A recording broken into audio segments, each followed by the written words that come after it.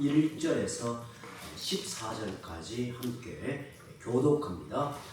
눈의 아들 여호수아가 시딤에서 두 사람을 정탐꾼으로 보내며 이르되 가서 그 땅과 여리고를 엿보라 하며 그들이 가서 라합이라는 기생의 집에 들어가 거기서 유숙하더니 그 사람이 여리고에게 오소서 하며 이스라엘 자손 중에 몇 사람이 이 땅을 정탐하러 이리로 들어왔나이다. 여리고 왕이 라합에게 사람을 보내어 이르되 너에게로 와서 너의 집에 들어간 그 사람을 끌어내라. 그들은 이 온 땅을 정탐하러 왔느니라.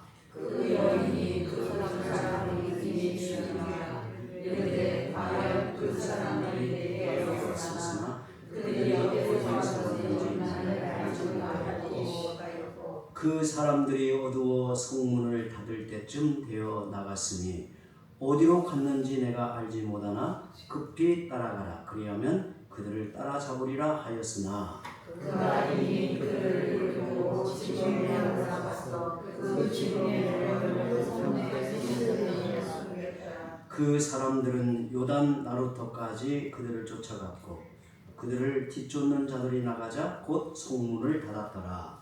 또 그들이 이전에 라합이 지붕에 올라가서 그들에게 이르러 말하되 여호와께서 이 땅을 너희에게 주신 줄을 내가 아노라. 우리가 너희를 심히 부여워하고 이 땅 주민들이 다 너희 앞에서 간담이 농나니 이는 너희가 애굽에서 나올 때에 여호와께서 너희 앞에서 공의 물을 마게 하시니까 너희가 다른 저쪽에 있는 아모스의 불과의 시온과 고객의 등한 일을 보고 그들을 전멸시킨 일을 우리가 들었습니다. 우리가 듣자 곧 마음이 녹았고 너희로 말미암아 사람이 정신을 잃었나니 너희의 하나님 여호와는 위로는 하늘에서도 아래로는 땅에서도 하나님이시니라. 그러고 이제 자손이 내가 너희를 상대하였으니 너희도 내 아버지의 집을 상대하도록 여호와를 내게 대하고 내게 집을 상대하라. 그리고 나의 부모와 나의 남녀 형제와 그들에게 속한 모든 사람을 살려주어 우리 목숨을 죽음에서 건져내라. 그 사람들이 그에게 이르되 너가 우리의 이 일을 누설하지 아니하면 우리의 목숨으로 너희를 대신할 것이요 여호와께서 우리에게 이 땅을 주실 때에는 인자하고 진실하게 너희를 대우하리라. 아멘. 아멘. 유명한 역사학자 에드워드 카라는 분이 쓴 역사란 무엇인가 라는 책에서 역사는 과거와 현재의 끊임없는 대화이다라는 유명한 말을 남겼습니다. 대학 때 이 책을 보고요 매우 이렇게 공감이 되는 표현이었는데요. 역사는 과거와 현재의 끊임없는 대화이다라고 했습니다. 과거의 역사는 현재 역사에 어떤 형태로든 영향을 주고 되풀이되고 있다는 것입니다. 이것은 국가의 역사도 마찬가지고 개인의 역사도 그렇습니다. 지혜로운 사람은 과거의 역사를 통해 배우고 그것을 교훈 삼아 현재를 살아갑니다. 여호수아는 요단을 건너기 전에 두 명의 정탐꾼을 여리고로 보냈습니다. 1절을 보시면 눈의 아들 여호수아가 시딤에서 두 사람을 정탐꾼으로 보내며 이르되 가서 그 땅과 여리고를 엿보라 하며 그들이 가서 라합이라는 기생의 집에 들어가 거기서 유숙하더니 라고 말합니다. 여호수아가 정탐꾼을 보낸 것은 40년 전에 가데스 바네아에서 모세가 12명의 정탐꾼을 보냈던 모습과는 조금 다릅니다. 자세히 보면 조금 달라요. 그때는 각 지파에서 한 사람씩 뽑아 12명을 대표로 보냅니다. 그런데 여호수아는 자기가 뽑은 두 사람을 보내요. 그 지형, 그 땅의 형편을 살피기 위해서 정탐꾼을 보내는 것은 동일한데 모세의 그 보내는 것, 또 여호수아가 보내는 것이 이런 관점이 좀 다릅니다. 그때 12명의 정탐꾼을 보낸 후 그들이 돌아와 보고하는 과정에서 벌어졌던 뼈아픈 실패를 통해 배운 것이 있었기 때문입니다.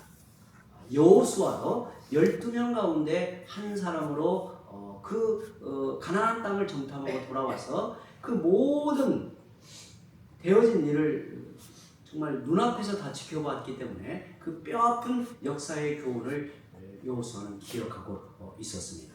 그것을 잊지 않고 있던 여호수아는 이전과 같은 실수를 반복하지 않기 위해서 자기가 뽑은 두 사람을 정탐꾼으로 보냅니다.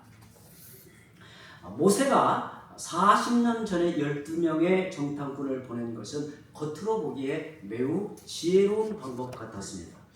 하지만 그 속을 들여다보면 두려움과 불순종으로 비롯된 일이었습니다. 결국 벌어진 결과는 정말 뼈아픈 그 실패를 낳고 맙니다. 신명기를 보면 그때 상황을 이렇게 말하고 있습니다. 신명기 1장 21절 22절에 그때 상황을 모세가 이렇게 말합니다. 너희의 하나님 여호와께서 이 땅을 너희 앞에 두셨은즉 너희 조상의 하나님 여호와께서 너희에게 이르신 대로 올라가서 차지하라. 두려워하지 말라. 주저하지 말라 한즉 너희가 다 내 앞으로 나와 말하기를 우리가 사람을 우리보다 먼저 보내어 우리를 위하여 그 땅을 정탐하고 어느 길로 올라가야 할 것과 어느 성읍으로 들어가야 할 것을 우리에게 알리게 하자 하기에 라고 그 상황을 말해주고 있어요. 모세는 하나님의 명령을 따라 이스라엘 백성이 올라가 그 땅을 점령하라고 했습니다. 그러나 전쟁이 두려워했던, 막상 전쟁 앞에 두려워했던 이스라엘 백성이 모세 앞에 나아가 정탐꾼을 먼저 보내어 살피는 것이 좋겠다고 건의를 합니다. 그 땅을 효과적으로 정복하기 위해서 어느 길로 올라가야 할지, 어느 성읍으로 들어가야 할지 계획을 세우는 것이 좋겠다고 했습니다. 모세도 그 말을 좋게 여겨 허락을 합니다. 그래서 각 지파에서 한 사람씩 그 대표를 뽑아 12명의 정탐꾼이 이제 그 땅에 가서 40일을 살펴왔어요. 여러분 결과가 어찌 되었는가 잘 아시죠? 정작 정탐꾼들이 그 땅을 보고 온 후에는 불신앙의 말을 쏟아냈습니다. 이스라엘 백성들 앞에 그 땅의 형편 그리고 우리의 처지를 이야기하는데 그 밤에 온 이스라엘 백성들이 울고 불고 난리가 났습니다. 하나님을 원망하고 심지어 모세는 돌로 쳐서 죽이려고 하기까지 정말 심각한 일이 벌어지고 말았어요. 그 땅을 정탐하고 어떻게 효과적으로 그 땅을 정복할지를 살피기 위해서 올라간 이 정탐꾼의 보고가 정말 돌이킬 수 없는 문제를 이제 벌어지게 된 거죠. 그 일로 인해 이스라엘 백성은 가나안 땅에 들어가지 못하죠. 출애굽한 1세대를 말합니다. 출애굽한 1세대. 그러니까 출애굽할 때 나이 20살 이상 된 사람들은 들어가지 못하고 다 죽어요. 광야에서 다 죽습니다. 정말 민수기 13장 14장에 이 말씀이 나오는데요. 정말 그 장면을 보면 그 뼈아픈 이스라엘의 그 실패의 역사를 보고 정말 얼마나 그것이 큰 사건이었는가를 보게 돼요. 일반적으로 한두 사람이 보고 판단하는 것보다 더 많은 사람이 다양한 의견을 모아서 결정하는 것이 훨씬 합리적이라고 생각을 합니다. 하지만 우리가 항상 기억해야 할 것은 사람들의 생각은 매우 주관적이라는 거예요. 자기가 보고 싶은 대로 보려는 경향이 있습니다. 특히 자신의 욕망, 그리고 두려움, 의심, 그리고 자기중심적 이기심이 작용을 하면 똑같은 문제, 똑같은 상황을 보고도 전혀 다른 해석을 내리고 그리고 전혀 다른 관점에서 보게 된다는 것을 이 12명의 정탐꾼을 통해서 보게 되죠. 더구나 그 사람이 영향력이 있거나 전문가라고 하면 문제는 훨씬 더 복잡해집니다. 각 지파의 대표가 그 땅을 정탐하러 갔기 때문에 그들의 말 한마디 한마디는 엄청난 파장을 일으킨 거예요. 만약에 보잘것없고 그냥 뭐 이렇게 힘없는 사람이 갔다 와서 말을 하였다면 무시할 수도 있는데 10명의 정탐꾼이 동일한 의견을 내니 이스라엘 백성들은 어찌할 바를 모르고 이제 두려움에 떨게 되는 겁니다. 2명을 제외한 10명의 정탐꾼이 그 땅을 돌아보고 내린 결론이 무엇이었는가? 가나안 족속은 우리보다 크고 두려운데 우리는 그들 앞에 메뚜기와 같습니다. 이렇게 보고를 합니다. 어찌 보면 그들의 보았던 어떤 객관적 생각이라고 했겠죠. 그런데 정복할 수 있는 믿음이 아니라 정복할 수 없는 이유를 된 거예요. 하나님이 우리에게 주신 약속과 믿음이 아니라 두려움의 눈으로 적을 본 것입니다. 더구나 그들이 각 지파의 대표라는 것이 더 큰 문제였습니다. 각 지파의 대표였기 때문에 더 큰 영향을 미쳤어요.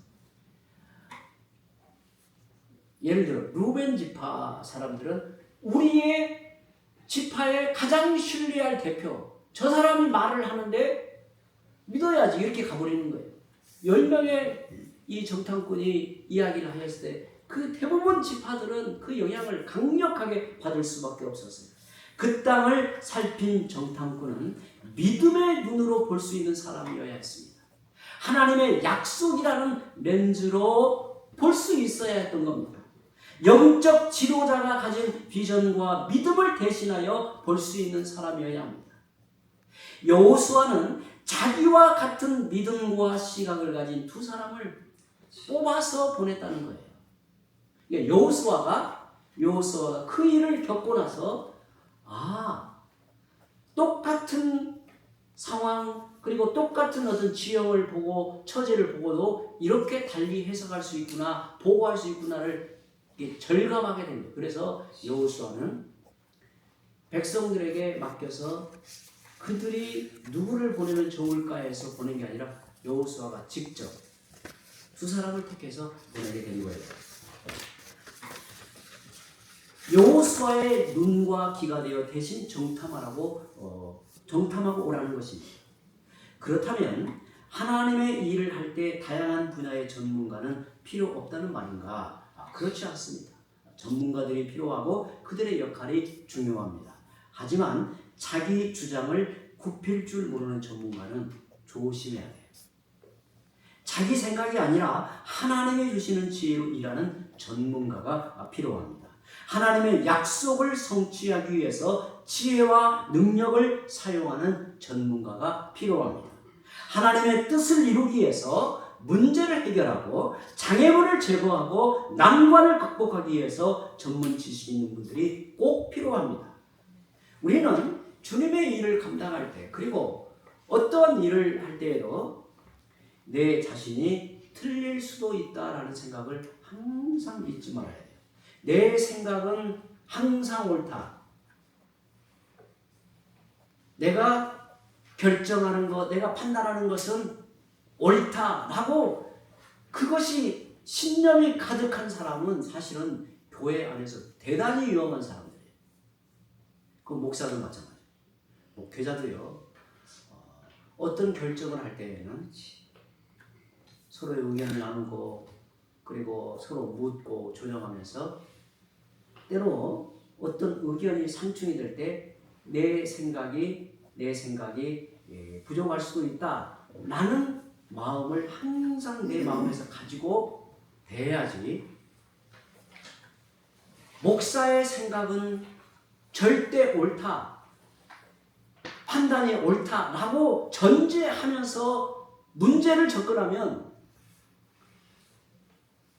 정말 많은 문제를 일으켜요. 이렇게 교회 이렇게 여러 교회들 이렇게 이야기 들어보면 정말 목회자들이 이 부분에 있어서 실수하는 것 같아요. 정말 조심해야 된다는 생각을 가져요. 성도들도 마찬가지고 예를 들어 목회자인 제 자신이 볼 때 그렇다는 겁니다. 성막을 지을 때 하나님이 모세에게 보여주신 큰 그림이 있었지만 모세에겐 그만한 지식과 기술은 없었습니다. 세부적인 전문 기술이 없었어요. 그래서 부살렐과 오홀리압에게 하나님의 영으로 충만케 하여 전문적인 그 일을 하게 한 거죠. 우리는 실수를 통해서 배운 또 한 사람을 보게 되는데 그가 바로 기생 라합입니다. 오늘 저녁에 이에 대하여 좀 집중해서 생각해 보려고 합니다. 라합의 이야기를 이렇게 가만히 읽어보면 좀 이상한 점이 있어요. 첫 번째는 정탐꾼이 왜 기생의 집에 들어갔는가? 그 여리고 그 도성을 이렇게 정탐하러 갔는데 왜 기생 라합의 집에 들어갔는가? 이게 이제 의문이에요. 또 두 번째는 라합이 왜 자기 민족을 침입한 그들을 숨겨주었는가? 두 사람은 첩자인데 왜 자기 민족을 침입한 그 두 사람을 숨겨주었는가? 또 이 기생 라합에 대하여 히브리서 11장에 보면 믿음의 사람이라고 칭하는데 근거가 무엇인가? 사실 여러분 기생 라합의 이야기를 그냥 표면적으로 읽어보면 이 사람이 과연 히브리서 11장에 그 믿음의 전당에 오르는 믿음의 위인들에 속할 수 있는가? 이게 의문이 되지 않을 수 없어요. 잠시 한번 이 부분에 대해서 쭉 생각해 보죠. 첫 번째, 정탐꾼은 왜 기생의 집으로 들어갔는가? 이에 대해서는 당시 지리적 상황을 살펴보아야 합니다. 당시 여리고라는 도시는 가나안으로 들어가는 관문이었습니다. 가나안으로 들어가는 관문에 이 여리고라는 도성이 있는데요. 이곳은 외지와의 무역이 활발했기 때문에 상인들의 출입이 잦았습니다. 여리고성을 점령한 뒤에 아간이 훔친 물건 중에 시날산 외투가 있죠. 이 시날산 외투가 바벨론산으로 이렇게 알려져 있어요. 바벨론산. 그러니까 바벨론 상인들이 거기에까지 왔던 것으로 추측을 해보는 거예요. 그러니까 여리고라고 하는 곳이 가나안으로 이렇게 입성하는 그 진입로에 있는데 그곳이 굉장히 이 무역 활동이 많았던 곳으로 이렇게 생각이 됩니다. 따라서 여리고에 있는 이런 상인들이 묵을 여관들이 많았을 것으로 봅니다. 그런데 여러분 옛날에 이 여관이라고 하는 곳은 많은 정보들이 공유되는 곳이에요. 사사로운 이야기로부터 정치적으로 중요한 정보나 그리고 이웃나라의 정세까지도 이렇게 알려지는 곳, 이렇게 그 소식이 전해지고 공유되는 곳입니다. 그리고 이곳은 외인들이 많이 드나들었기 때문에 여리고를 정탐하러 갔던 두 사람이 그들의 정체를 숨기기에는 좀 적절한 곳으로 여겼던 거예요. 또한 라합의 집은 이제 우리가 이게 기생 라합이라고 되어 있으니 이제 우리가 선입관을 갖기 쉬운데 라합의 집은 단순한 기생집이 아니라 상인들이 머무는 여관이었을 것으로 봅니다.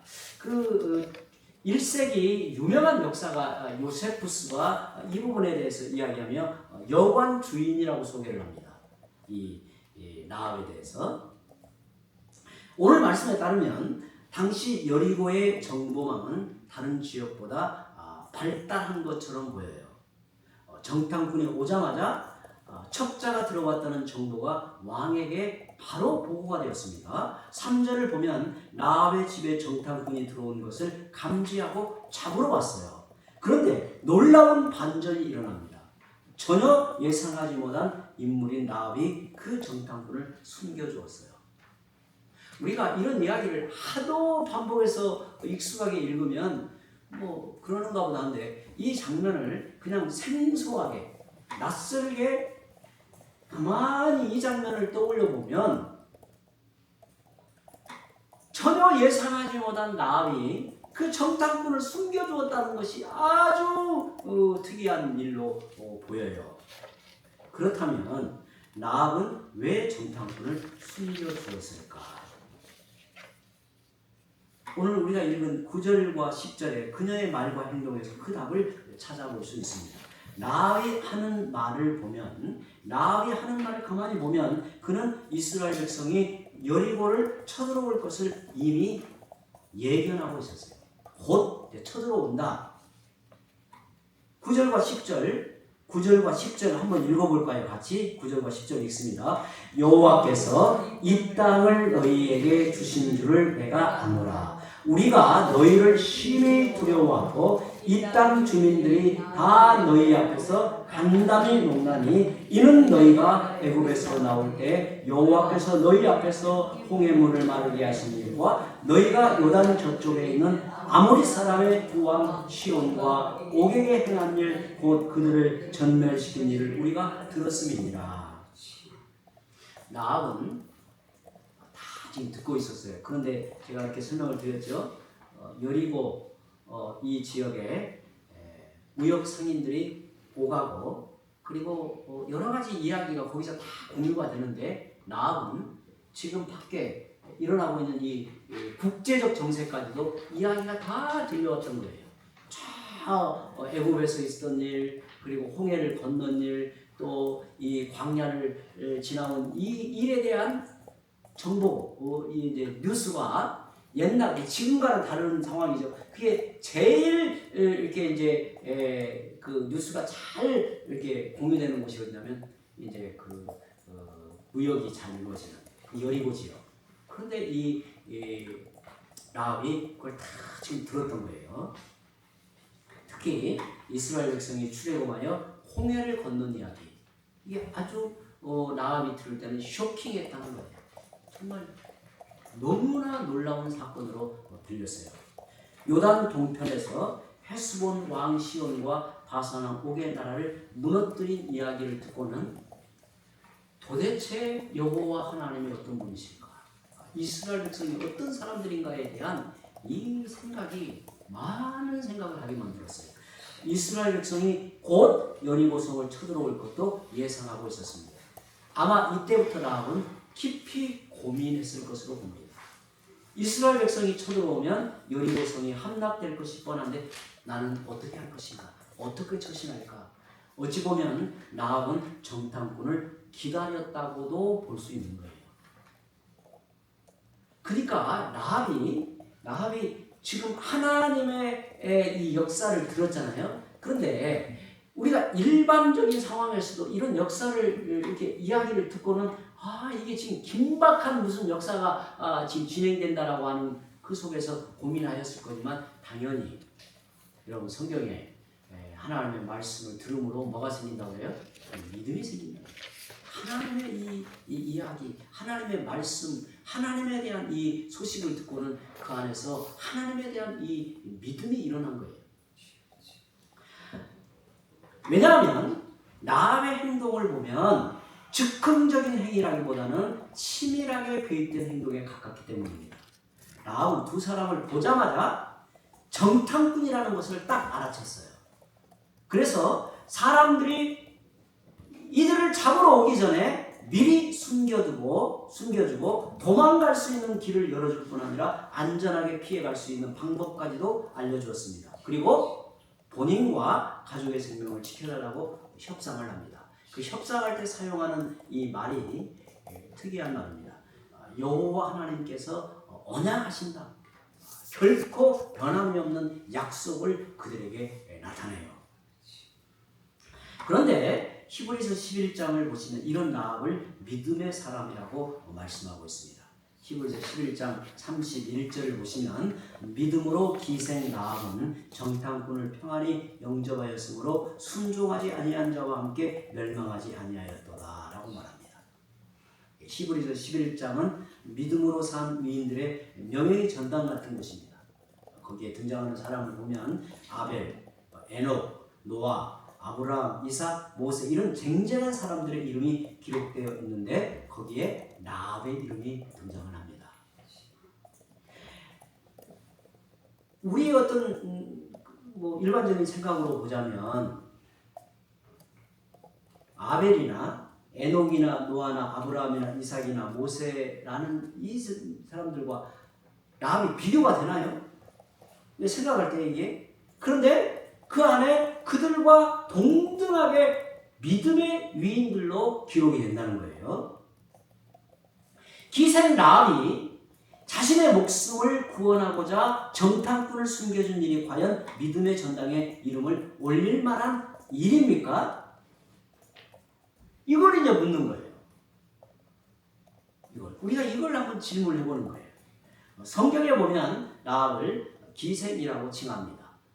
그 라합의 이름이 몇 번 나오는데 다 기생 라합이라고 칭을 해요.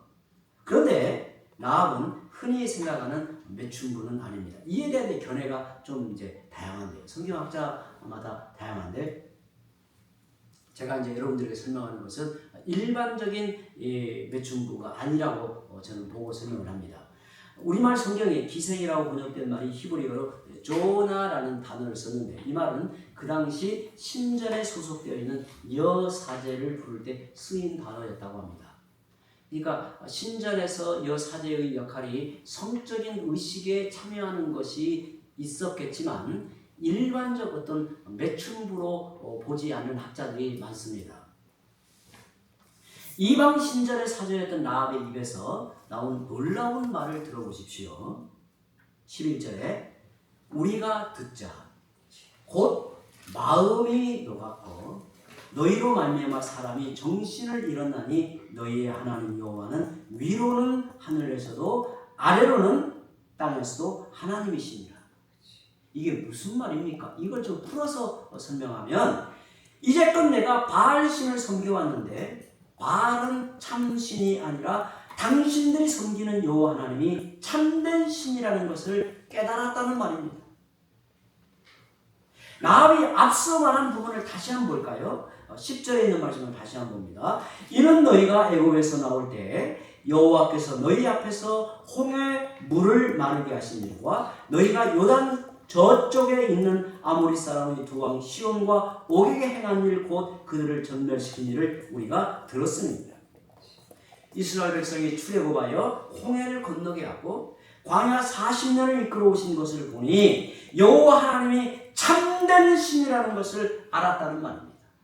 그러므로 이제까지 섬겨온 거짓신을 버리고 참되신 여호와 하나님을 섬기겠다는 고백입니다. 그가 누구였다고요?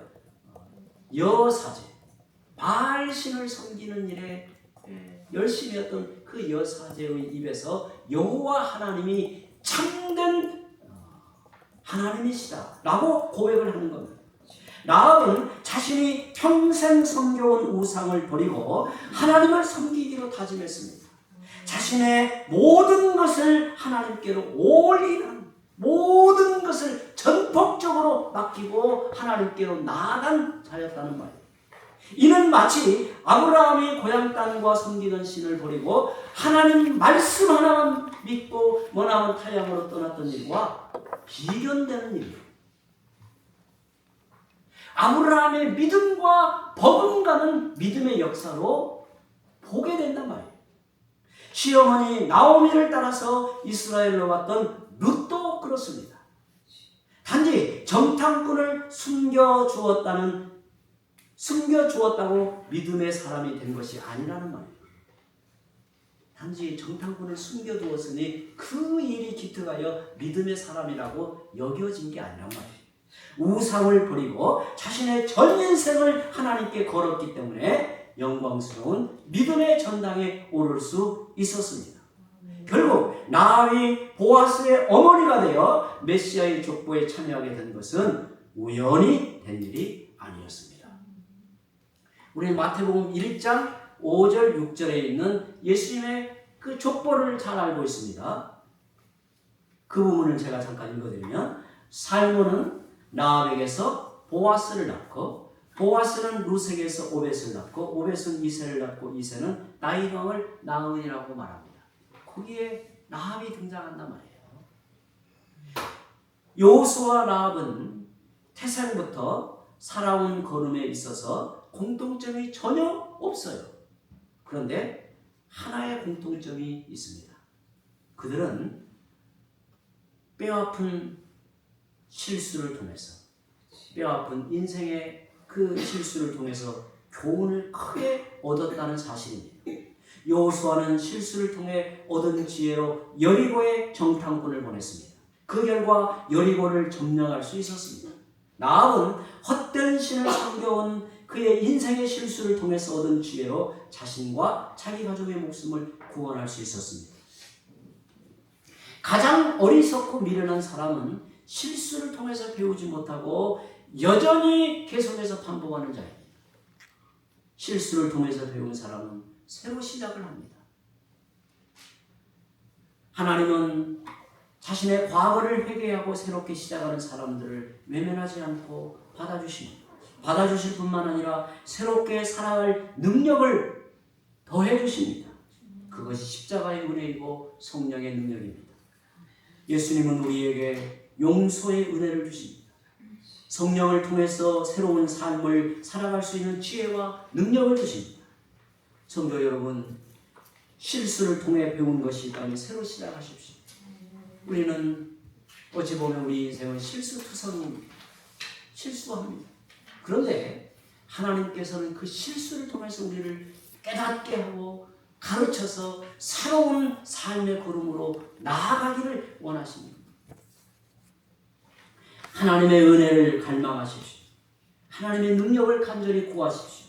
하나님은 능히 여러분을 믿음의 사람으로 살아갈 수 있게 하십니다. 우리 함께 기도합니다.